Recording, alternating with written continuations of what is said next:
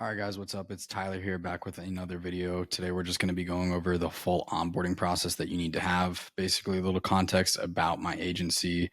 We do about $70,000 to $80,000 per month right now, actively scaling. We scaled from $3,000 in MRR from the beginning of 2025, as you can see, January 1st to January 31st, to collecting over $70,000 in 1 month, or just roughly 70K, and we're actively scaling. So that's a little context about us. I'm going to be basically going through the whole onboarding process of like an $80,000 per month agency, and we'll go ahead and just jump right into it. So first of all, we're going to talk about, of course, this is after the deal is closed. So we're on a sales call. Prospect says, let's go ahead and move forward. What happens after the prospect says they want to move forward? So basically, we tell them that we're going to go ahead and send over a welcome email. Ideally, you want to go ahead and drop payment link in chat. If that's not how kind of your industry work or your niche, then it's completely okay. You just need to make sure that you're actually, closing these people. So basically, either drop payment link in chat and have them pay, or go ahead and send over your welcome email. So in this welcome email, it's going to be greetings and, welcoming the new client on board. Now we're going to talk about introducing the onboarding process and how we actually start, and what they need to be prepared with when they come to the call. So their business information. For us, we have a fully done for you service. So we're calling, we're texting, and we're, scheduling all the leads for our clients. We run a dental marketing agency. So we're going to need their business information so we can actually verify phone numbers and make sure that we can actually contact the leads that we're generating on their behalf. And of course, you're going to want to send your service agreement as well, so you can go ahead and get that signed.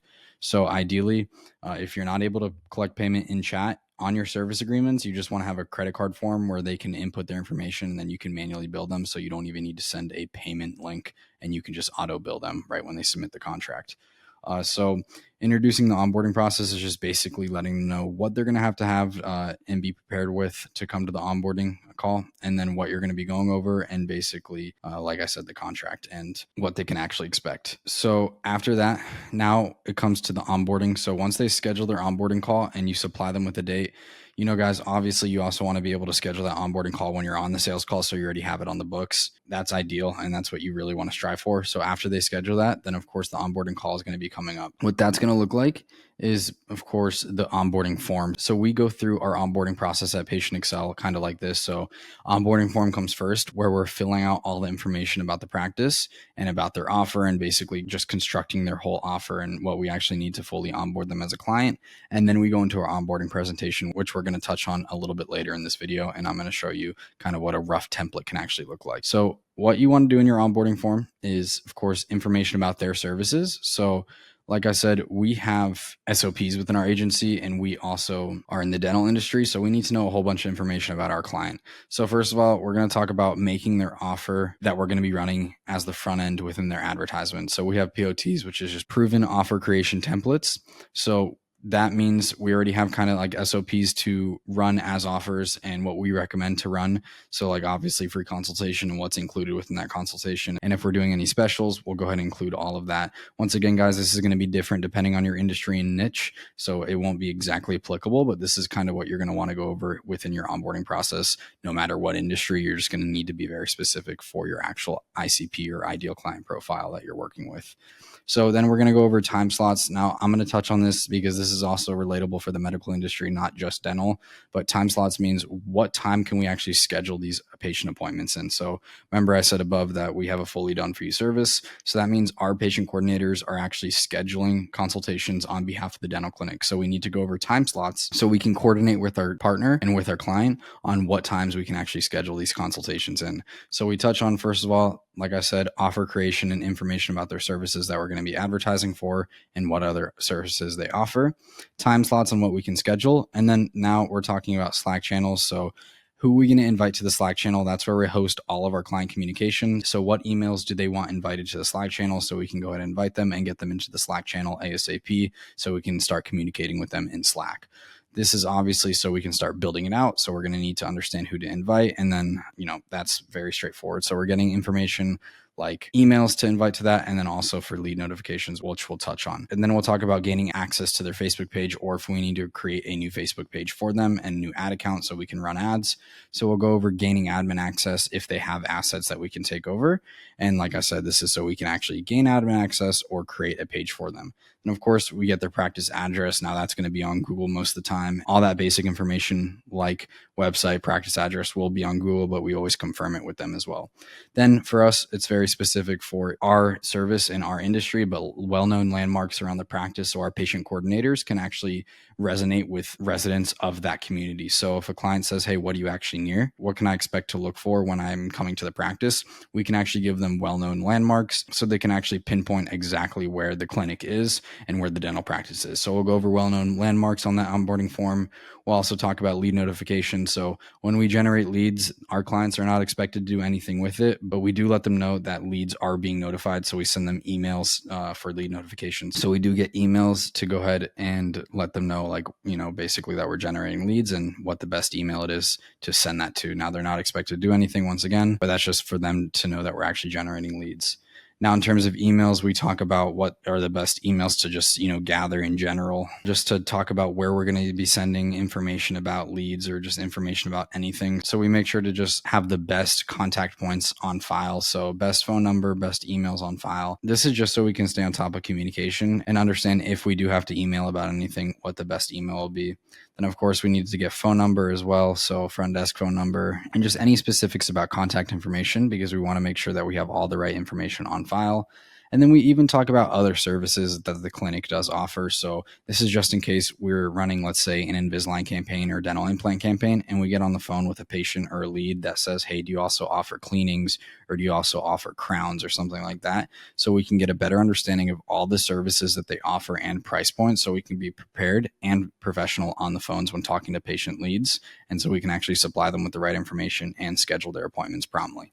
So after we're going over the full onboarding form, guys, now, to be honest, there are some other things in our form, but this is kind of the main stuff that you're just going to want to have. And then depending on your industry and niche, you can, personalize your onboarding forms, very specific to your clients. But this is honestly just a high level overview and kind of all you need to just, have the basics down. This is everything that we have in our onboarding form. Not everything, but the most important things that, you kind of need to have on your form to actually be able to set your partnership up for success with your new client. After we go through the onboarding form, we go over to our onboarding presentation. So once again, guys, I have some extra slides in my onboarding presentation, but I'm not going to give you all the sauce. And also, it might not just be applicable for your industry, but this is a good template that you can actually go by and implement for your agency once you sign clients.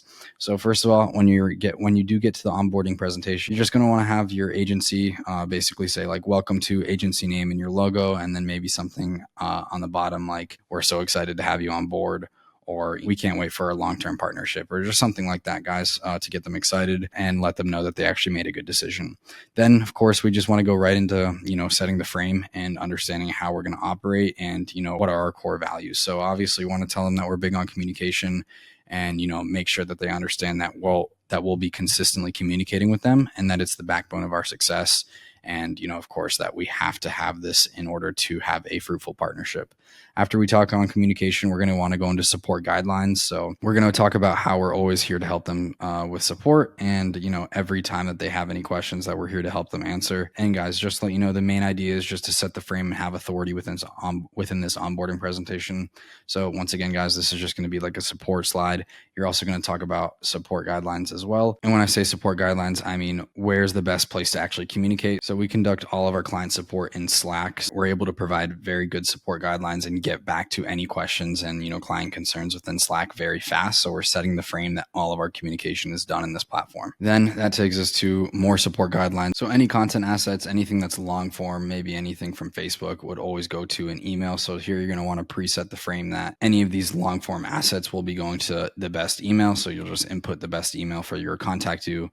With any concerns from, like I said, any content assets that they're sharing or anything from Facebook, just anything that's, long or, feels appropriate on email. So obviously we do set the frame again. So letting them know that the slower response time compared to Slack. So email does take us longer to get back to. And then, of course, like I said, it's best for videos, images, just any large files in general. And then letting them know that Slack is the best way to, of course, communicate with us for speed and efficiency. Then that takes us over to more support guidelines. So this is pre-framing the weekends, so you guys don't have to be having crazy support on the weekends. So for us at our agency, we have no support on Sunday specifically. Saturdays, a lot of people don't reach out to us either, just because we're in the medical industry and not a lot of people are working on Saturdays. But we do offer, support on Saturdays as well. But to be honest, I recommend not offering support on the weekends, especially depending on the industry that you're in. So this is just pre-framing the weekends as well and letting them know that, basically Monday through Friday, we're going to get back to you within the same hour essentially. But for weekends, you just want to pre-frame this and set authority. Once again, guys, this is designed to build authority and let them know that they're working with you as an actual growth partner, an actual company. You're not just some freelancer. So then that takes us to check-ins. So this is going to pre-frame check-ins and, how you're going to be communicating with them. So letting them know that you're going to be always checking in on them on Slack and of course making sure that nothing slips through the cracks. So this is just talking about maybe check-in meetings or just texting and just letting them know any updates with client leads or just anything about lead quality, anything in general with check-ins. That takes us over to simplifying our system one more time for them so they really have full clarity on what we're doing. So, of course, like lead generation, Facebook and Instagram ads, we help generate the leads. Then Patient Excel or your agency, will text them, phone call them, give them a phone call and email. And then, of course, we build a report with the leads. We qualify them and we schedule them directly on their calendar. We do everything for them besides their actual job, and that's closing the deal and actually handling dentistry, or in your case, closing the roofing job, or in your case, doing the detailing on the car. Whatever your industry is, it's your client's job to actually close the deal. You can facilitate everything underneath, but you can't actually close deals for them most of the time, depending on your industry. But now what I like to put here is just what a lead notification screenshot actually looks like, so they can be pre-educated and actually understand what those emails will look like. So remember when we were talking about in the onboarding form that they will be receiving lead notifications and that they're not responsible to do anything with them, but that we will be sending them to them just so they can see that we're generating leads. Then that takes us into our action plan. And we like to have our to-do list and then their to-do list. So whatever you need them to do. So basically on your to-do list, you just be like, today we're going to gain admin access onto the Facebook page or put a payment method into the ad account. Whatever your to-do list is, maybe like, build out your client sub account and launch within 7 days. Whatever your to-do list is, that's going to be fully tailored to your agency and then your client's to-do list. So you're going to say maybe sign contract or pay invoice, whatever it is, guys. You're going to have a client's to-do list just so they actually feel like they can be proactive with something as well. Maybe send over content assets or whatever you need from them, guys. Then that takes us into basically just, getting them happy and, essentially wrapping up the onboarding presentation. So that's so this is just something super simple, and it means like this is also we can get your ad campaigns up and running as soon as possible and start getting you an ROI. Something as simple as that. So at the last slide, it's just going to be saying something like welcome to your agency name, and then having it say that we're super excited to have you on board. Very simple, guys. Now, once again, I do have a whole bunch of other slides. I have like about 10 more slides that I didn't include in here, but that's because it's very specific to my industry and my niche, and that this is just a good template. And also, if you really want to get all of my SOPs and all of my internal documents for my agency, that requires you to actually pay, me money, and then we can work one-on-one and we can actually help scale your agency. So this is a good starter just to actually have the information and frameworks that you need to onboard. But after that happens, that's when we have our 7-day turnaround time. So we pre-frame this, guys, in our agency that we have a 7-day turnaround time because we like to move with speed. Speed is very important. So right here, after we finish this, then we start building out the client Google Doc. And how we have all the information is because that onboarding form is submitted and then we make it into a Google Doc. And then that's where we can actually convert all of the information to make that Google Doc for the patient coordinators. And then, of course, our onboarding specialist uses this to make all of their backend infrastructure and actually build out their sub account, their automations, and basically everything that we need in order to get the campaigns up and running within 7 days. So for example, that includes the full onboarding process within the back end, like purchasing the dedicated phone number that we're going to be calling off of, building their landing page, structuring their ad campaign within the ads manager, setting up Go High Level, preparing all automations and systems, everything that we need to do to actually onboard the client, that's fully done by our onboarding specialist. And of course, all of that information is captured within our onboarding form, and that's all put into one form. And then we make a Google Doc for our patient coordinators, and of course, actually start the onboarding process. So guys, that's basically the full onboarding process that we have in our agency. It's very simple. You don't need to overcomplicate things, guys. It's just you need to get basic information, have basic frameworks in order to scale. It's exactly how we've been able to scale to $80,000 per month in the time span of like 7 months, guys. It's really not rocket science. You just need to have a dialed acquisition system, sales process, and onboarding process, and then your fulfillment will continue to get better and better over time. So guys, if you found that valuable and you want more information and just better videos, just make sure that you actually like and comment and do whatever you want to do just to show me that you actually enjoyed these videos. And then of course, make sure to follow me on IG. Make sure to join the Discord. There's a lot of like-minded individuals in there, and there's people that are doing almost $50,000 a month. So first of all, if you're just starting out or have questions, or even you're advanced, you can join that Discord, connect with like-minded individuals, and help each other out. It's a great community, and people will definitely be able to find value in there, especially if you're just starting out or even scaling rapidly, 10K, 20K, 30K per month. And of course, go check out my vlog channel and my main channel out on YouTube, where you can actually see my day-to-day and any vlogs that I drop. And then, yeah, guys, that's basically, if you have any questions, shoot me a DM on Instagram. And if you want to watch the journey of me scaling to multi-six figures and becoming the biggest agency in the space, go ahead and subscribe, do all that good stuff, and we'll catch you in the next video.